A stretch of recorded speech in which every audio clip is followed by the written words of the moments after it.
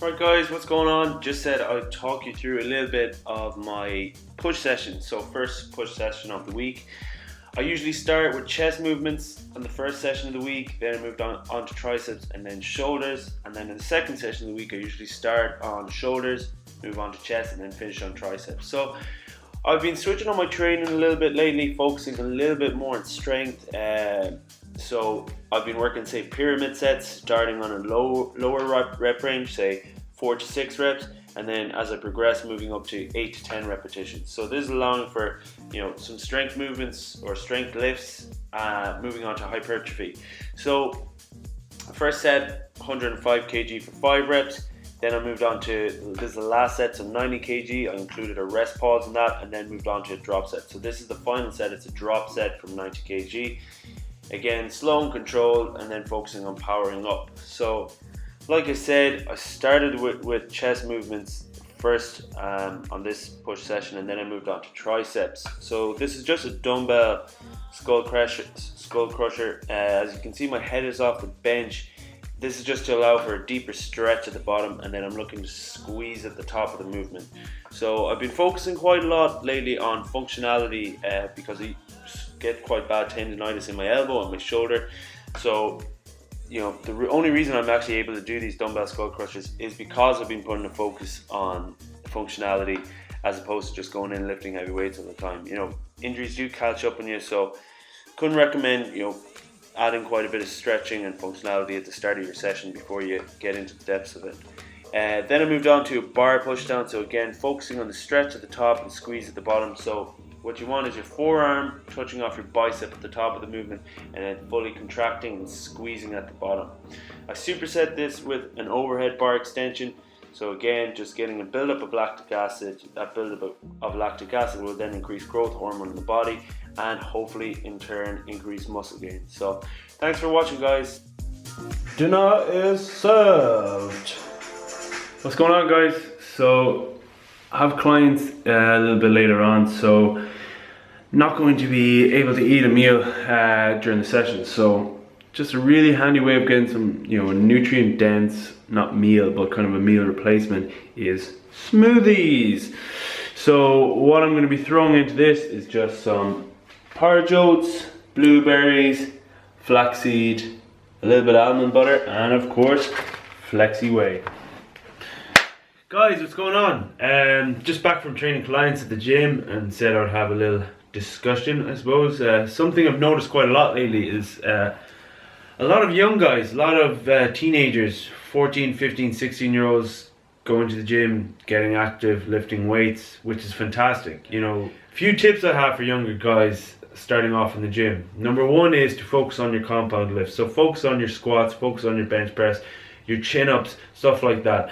As a teenager, you want to go in there and you want to do the bicep curls and you want to do the tricep push downs because they're the muscles that you're going to be showing off at like Millennium Madness or the Teenage Disco, stuff like that.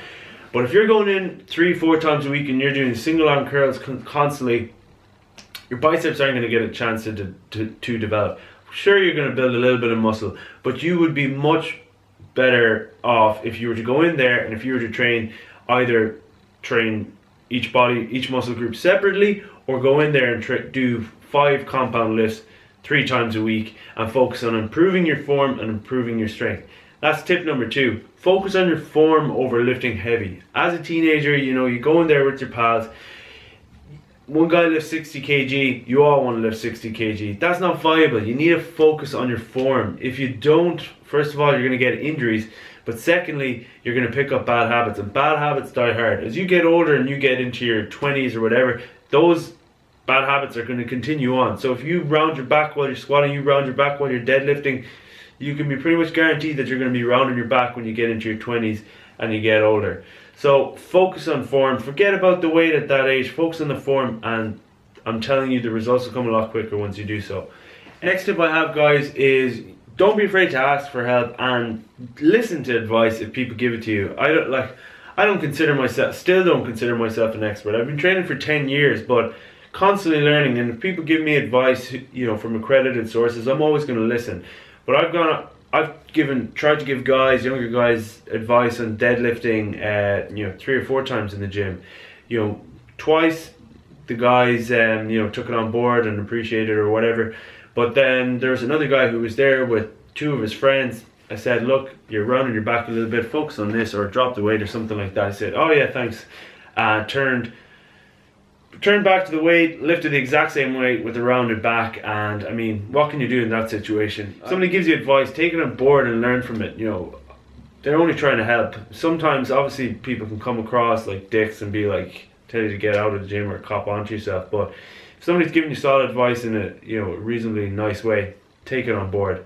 In terms of nutrition, guys, while you're young, enjoy your food. I mean, as you get older, you can start to zone in on things, zone in on macros, zone in on overall calorie intake, stuff like that.